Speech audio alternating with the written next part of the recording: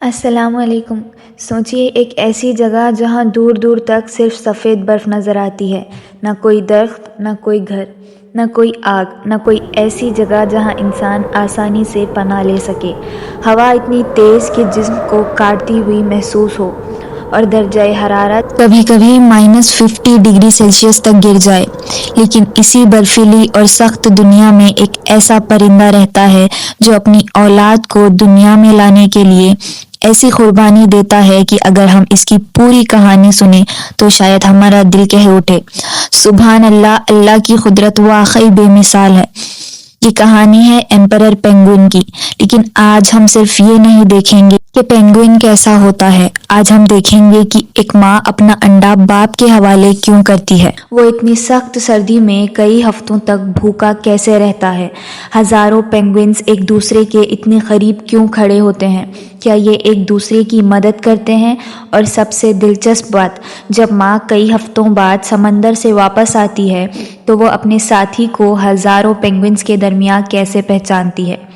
آج کی کہانی میں ہم ان سب سوالوں کے جواب جانیں گے اور آخر میں اس پوری کہانی کو قرآن کی ایک خوبصورت آیت کے ذریعے سمجھنے کی کوشش کریں گے۔ انٹارکٹیکا کی برفیلی دنیا۔ پینگوئن انٹارکٹیکا میں رہتے ہیں۔ انٹارکٹیکا دنیا کا سب سے سرد علاقوں میں سے ایک ہے۔ یہاں عام انسان کے لیے زندگی گزارنا کتنا مشکل ہوگا، اس کا اندازہ آپ صرف اس بات سے لگا سکتے ہیں کہ انٹارکٹک ونٹر میں ہواؤں کی رفتار بہت زیادہ ہو سکتی ہے اور درجہ حرارت -50 ڈگری سیلسیس کے آس پاس تک پہنچ سکتا ہے۔ سوچئے آپ اپنے گھر میں بیٹھے ہوئے ہیں، آپ کو ٹھنڈ لگتی ہے تو کمبل لے لیتے ہیں، زیادہ ٹھنڈ ہو تو ہیٹر چلا دیتے ہیں، بھوک لگے تو کچن میں چلے جاتے ہیں، لیکن انٹارکٹیکا میں نہ ہیٹر ہے، نہ گھر اور نہ ہی کچن اور نہ ہی آسان زندگی۔ پھر بھی ایمپرر پینگوئن اسی جگہ اپنی اولاد پیدا کرتا ہے اور یہیں سے اس کی سب سے عجیب کہانی شروع ہوتی ہے۔ پھر ایک وقت آتا ہے جب مادہ پینگوئن ایک انڈا دیتی ہے، صرف ایک انڈا، اور یہاں سے کہانی کا سب سے نازک لمحہ شروع ہوتا ہے، کیونکہ اس انڈے کو برف پر گرنے نہیں دیا جا سکتا۔ اگر انڈا سیدھا برف کو لگ جائے تو اتنی سخت سردی میں اس کا بچنا بہت مشکل ہو سکتا ہے۔ اس لیے ماں پینگوئن بہت احتیاط سے انڈا میل پینگوئن کو دیتی ہے اور پھر ماں سمندر کی طرف روانہ ہو جاتی ہے۔ لیکن کیوں؟ کیونکہ اسے کھانا چاہیے۔ انڈا بنانا اور دینے کے بعد اس کے جسم کو دوبارہ طاقت کی ضرورت ہوتی ہے۔ وہ سمندر میں جا کر مچھلی، اسکویڈ اور چھوٹے سمندری مخلوقات کو شکار کرتی ہے۔ لیکن اب ایک بہت بڑی ذمہ داری باپ کے کندھوں پر آ چکی ہے۔ اب ذرا میل پینگوئن کو دیکھیے، اس کے پنجوں کے اوپر ایک چھوٹا سا انڈا ہے۔ وہ انڈا برف پر نہیں ہے، وہ اس کے پنجوں کے اوپر محفوظ ہے۔ میل پینگوئن اپنے پیٹ کے نیچے موجود گرم جلد کے ایک خاص حصے سے اس انڈے کو ڈھک لیتا ہے۔ اس طرح انڈا باہر کی جمتی ہوئی ٹھنڈ سے بچ جاتا ہے۔ یہ دیکھنے میں بہت سادہ لگتا ہے، لیکن اصل میں یہ زندگی اور موت کا فرق ہو سکتا ہے۔ اگر انڈا کچھ دیر کے لیے بھی برف پر رہ جائے تو اس کے لیے خطرہ پیدا ہو سکتا ہے۔ اس لیے باپ کو ہر وقت احتیاط کرنی پڑتی ہے۔ اس کے پنجوں پر اس کی اولاد کی پوری زندگی ٹکی ہوئی ہے اور ابھی اسے کئی ہفتوں تک اس طرح رہنا ہے۔ انٹرنیٹ پر آپ نے شاید سنا ہو کہ میل پینگوئن 40 دن تک انڈا اپنے پنجوں پر رکھتا ہے، لیکن یہ بات پوری طرح درست نہیں۔ حقیقت میں انڈا عام طور پر 65 سے 75 دن کے قریب انکیوبیٹ ہوتا ہے، یعنی تقریباً 2 مہینے تک میل پینگوئن انڈا سنبھالتا ہے اور اس دوران وہ کھانے کے لیے سمندر نہیں جا سکتا۔ اس کے پاس جو طاقت ہے وہ اس کے جسم میں جمع چربی سے آتی ہے، اس لیے اس دوران اس کا وزن بہت کم ہو جاتا ہے۔ سوچئے آپ کئی ہفتوں سے بھوکے ہیں، آپ کا جسم کمزور ہوتا جا رہا ہے، آپ کے آس پاس مائنس ٹیمپریچر ہے، لیکن وہ اپنی جگہ سے صرف اس لیے نہیں ہٹ سکتا کیونکہ اس کے پنجوں پر اس کی اولاد کا انڈا ہے۔ اب ونٹر اور سخت ہوتا جاتا ہے، ہوا تیز ہوتی ہے، برف اڑتی ہے، درجہ حرارت اور نیچے گرتا ہے، کبھی کبھی ہواؤں کی رفتار بہت زیادہ ہو جاتی ہے اور اسی دوران ایک اور عجیب طریقہ اختیار کرنا پڑتا ہے۔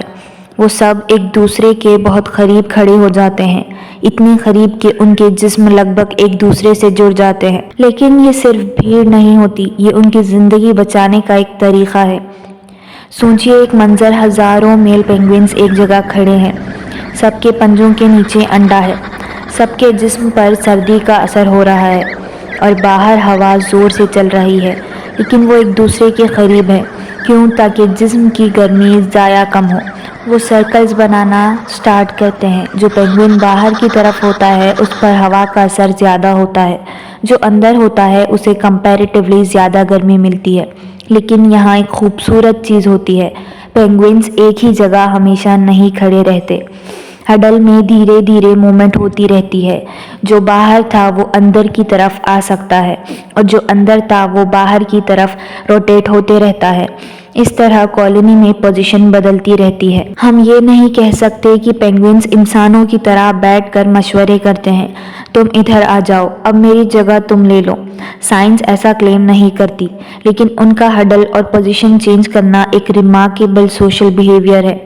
اللہ نے ان کے اندر ایسی فطری رویہ رکھے ہیں جو انہیں اس سخت ماحول میں زندہ رہنے میں مدد دیتی ہیں، اور یہ بات اپنے آپ میں بہت حیرت انگیز ہے۔ اب واپس اس میل پینگوئن کی طرف آتے ہیں۔ وہ انڈا سنبھالے ہوئے ہے، لیکن اسے بھوک لگتی ہے، بہت زیادہ بھوک، لیکن وہ سمندر نہیں جا سکتا، نہ ہی وہ اپنی جگہ سے ہل سکتا ہے۔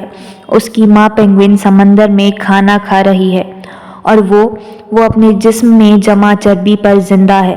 دن گزرتا ہے، پھر دوسرا دن، پھر تیسرا دن اور پھر پورا ہفتہ، اور وہ اب بھی اپنی جگہ پر کھڑا ہے، اسی ٹھنڈ میں، اسی برفیلے طوفان میں۔ اس کا جسم کمزور ہو رہا ہے، وزن کم ہو رہا ہے، لیکن انڈا محفوظ ہے۔ یہ سلسلہ تقریباً 2 مہینے تک چل سکتا ہے۔ انٹارکٹیکا میں ونٹر کے دوران روشنی بھی بہت کم ہو سکتی ہے۔ آپ امیجن کیجئے، ہر طرف اندھیرا، ہوا کی آواز اور برف، اور ہزاروں پینگوئنز کا ہڈل۔ کسی انسان کو اگر وہاں اکیلا کھڑا کر دیا جائے تو شاید اس کے لیے چند لمحے بھی بہت مشکل ہوں، لیکن یہ پرندے اسی ماحول میں اپنی اولاد کا انتظار کر رہے ہیں۔ ان کی زندگی کا مقصد اس وقت تک ایک ہی ہے، انڈا محفوظ رہے۔ اور پھر ایک دن، تقریباً 2 مہینے گزرتے ہیں۔ اب انڈے کے اندر وہ چھوٹی سی جان ڈیولپ ہو چکی ہے، اور پھر ایک دن انڈا ٹوٹنا شروع ہوتا ہے۔ ذرا سوچئے، جس انڈے کو باپ نے اتنے ہفتوں تک اپنے پنجوں پر سنبھالا، اب اس میں سے ایک زندگی باہر آ رہی ہے، ایک چھوٹی سی جان، صرف کچھ 100 گرام کے قریب، اور اب اسے بھی گرمی چاہیے۔ لیکن ایک سوال ابھی بھی باقی ہے، ماں پینگوئن کہاں ہے؟ وہ سمندر گئی تھی اور وہ خالی ہاتھ نہیں آتی، وہ اپنے جسم میں کھانا لے کر واپس لوٹتی ہے۔ اب اسے اپنی کالونی میں اپنے ساتھی کو ڈھونڈنا ہے، لیکن پرابلم یہ ہے، یہاں صرف 1 یا 2 پینگوئنز نہیں، یہاں ہزاروں پینگوئنز ہیں، ہر طرف آوازیں ہیں، ہر طرف موومنٹ ہے۔ تو پھر ماں اپنے ساتھی کو کیسے ڈھونڈتی ہے؟ یہ بہت انٹرسٹنگ بات ہے۔ ایمپرر پینگوئن کی کہانی اور بھی حیرت انگیز ہو جاتی ہے۔ پینگوئنز ایک دوسرے سے آوازوں کے ذریعے رابطہ کرتے ہیں، اور ماں اپنے ساتھی کی آواز کو پہچان سکتی ہے۔ سوچئے، ہزاروں پینگوئنز کے درمیان ایک آواز، پھر جواب میں دوسری آواز، اور دھیرے دھیرے دونوں ایک دوسرے تک پہنچتے ہیں۔ یہ انسانی زبان نہیں، لیکن آواز کے ذریعے پہچان کا ایک ریمارکیبل نظام ہے۔ اب سوچئے اس ماں کو جو کئی ہفتوں سے سمندر میں تھی، وہ واپس آئی، اس نے اپنے جسم میں کھانا جمع کیا، اور اب وہ اپنے ساتھی اور اپنے بچے کی طرف لوٹ رہی ہے۔ کئی ہفتوں سے بھوکا باپ، اس کے جسم کمزور ہو چکا ہے، لیکن اس کے پاس ایک چھوٹا سا چک ہے، اور ماں اور باپ ایک دوسرے کو پہچان لیتے ہیں۔ اکثر لوگ کہتے ہیں کہ ماں واپس آتی ہے اور باپ انڈا اس کے حوالے کر دیتا ہے۔ یہ بات پروسیس کے وقت پر ڈیپینڈ کرتی ہے۔ اگر چک ہیچ ہونے سے پہلے ماں واپس آ جائے تو انڈا ٹرانسفر کیا جا سکتا ہے۔ اگر چک پہلے ہیچ ہو جائے تو پیرنٹس اس کو اپنے پیروں پر محفوظ رکھتے ہیں، لیکن دونوں صورت میں ٹرانسفر بہت احتیاط سے کرنا پڑتا ہے، کیونکہ انٹارکٹک برف پر ایک چھوٹی سی غلطی بھی بچے کے لیے خطرناک ہو سکتی ہے۔ اب جس باپ نے اتنے ہفتوں تک بھوک برداشت کی، اس کا وقت آ گیا، اب وہ سمندر کی طرف جائے گا، اسے کھانا چاہیے، اس کا جسم کمزور ہو چکا ہے، اب وہ اپنی طاقت واپس حاصل کرے گا اور ماں بچے کے پاس رہ سکتی ہے۔ یہی دونوں پیرنٹس باری باری سے ذمہ داری سنبھالتے ہیں۔ اب ایک اور انٹرسٹنگ بات، چک جب بھوکا ہوتا ہے تو آواز نکلتی ہے، پیرنٹس بھی آوازوں کے ذریعے اسے رسپونڈ کرتے ہیں۔ ہزاروں چکس کی کالونی میں اپنے بچے کو پہچاننا آسان نہیں، لیکن ووکل ریکگنائزیشن اس سسٹم کا اہم حصہ ہے، یعنی ہر طرف آوازیں ہیں، لیکن پیرنٹ اپنے بچے کی آواز اور بچہ اپنی پیرنٹ کی آواز پہچاننے کی صلاحیت رکھتا ہے۔ یہ واقعی اللہ کی قدرت کا ایک عجیب نظام ہے۔ اب چک دھیرے دھیرے بڑا ہونے لگتا ہے، پہلے اسے ہر وقت گرم رکھنے کی ضرورت ہوتی ہے، پھر اس کے فیدرز ڈیولپ ہوتے ہیں، وہ اپنے آس پاس کی دنیا کو دیکھنا شروع کرتا ہے، دوسرے چکس کے ساتھ رہنا سیکھتا ہے، اور دھیرے دھیرے اس کی زندگی کا وہ فیز آتا ہے جہاں وہ اپنے پیرنٹ سے کم اور کالونی سے زیادہ کنیکٹڈ ہوتا ہے۔ جب چکس کافی بڑے ہو جاتے ہیں، وہ بھی گروپس میں جمع ہونے لگتے ہیں۔ ان کا یہ جمع ہونا بھی سردی سے بچنے میں مدد کرتا ہے، یعنی جو نظام ان کے پیرنٹس نے یوز کیا، اب وہی نیکسٹ جنریشن بھی اسے یوز کر رہی ہے، ایک جنریشن سے دوسری جنریشن تک۔ کیا یہ پینگوئنز خوش ہوتے ہیں؟ یہ سوال بھی انٹرسٹنگ ہے۔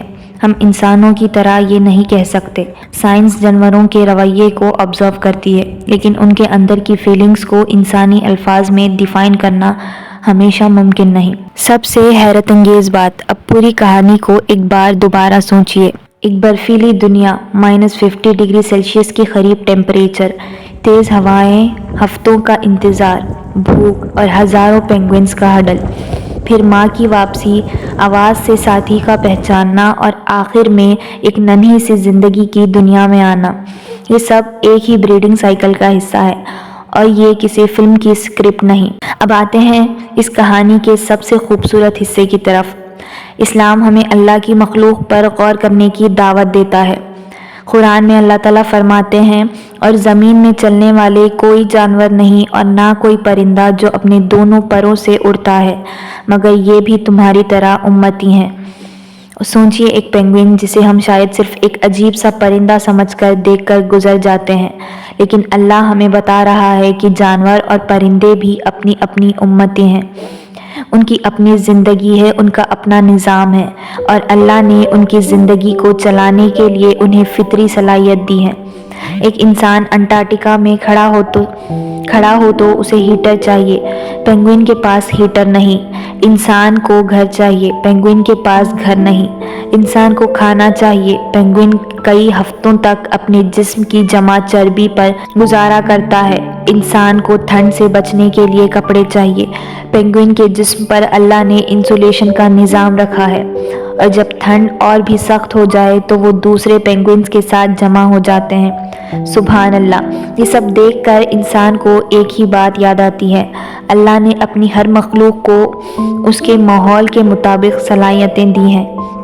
اس کہانی کا مطلب یہ نہیں کہ پینگوئنز انسانوں کی طرح سوچ کر اسلام کی کوئی تعلیم فالو کرتے ہیں، نہیں، ہمیں ان پر اپنی فیلنگز امپوز نہیں کرنی چاہیے، لیکن ان کی فطرت ہمیں اللہ کی قدرت کی طرف ضرور متوجہ کرتی ہے۔ اب ہم انسانوں کی بات کرتے ہیں۔ اسلام میں باپ کا مقام صرف گھر کا خرچ اٹھانے والا شخص کا نہیں، بلکہ وہ اولاد کی تربیت، حفاظت، رہنمائی اور اخلاق بنانے کا بھی ذمہ دار ہے۔ اسلام نے باپ کو عزت اور ذمہ داری دونوں دی ہیں۔ باپ کی بنیادی ذمہ داریوں میں اولاد کا حلال خرچ پورا کرنا، ان کی حفاظت اور تربیت کرنا، انہیں دین، نماز اور اچھے اخلاق کی تعلیم دینا، ان کی ضروریات اور تعلیم کا انتظام کرنا، اولاد کے ساتھ انصاف کرنا اور کسی ایک کو دوسرے پر ناجائز ترجیح نہ دینا، ان کے لیے اچھی مثال بننا، اپنے آپ کو اور اپنے گھر والوں کو اس آگ سے بچاؤ۔ یعنی باپ کا کام صرف یہ نہیں کہ بچے کو دنیا میں کامیاب کرے، بلکہ اس کی آخرت کی بھی فکر کرے۔ باپ کی محبت اکثر ماں کی محبت سے مختلف انداز میں نظر آتی ہے۔ ماں شاید بچے کو گلے لگا کر اپنی محبت دکھا دے، باپ کبھی اپنی تھکان چھپا کر رات دیر تک کام کرتا ہے تاکہ بچے کی ضرورت پوری ہو۔ تاکہ بچے کی ضرورت پوری ہو۔ کبھی بچہ یہ سمجھتا ہے ابو مجھے ڈانٹ رہے ہیں، لیکن کبھی کبھی اس ڈانٹ کے پیچھے بھی فکر اور محبت ہوتی ہے۔ اسلام میں باپ کو یہ حق نہیں دیا گیا کہ وہ ظلم یا سختی کو تربیت کا نام دے۔ باپ کی محبت میں رحمت، انصاف اور حکمت ہونی چاہیے۔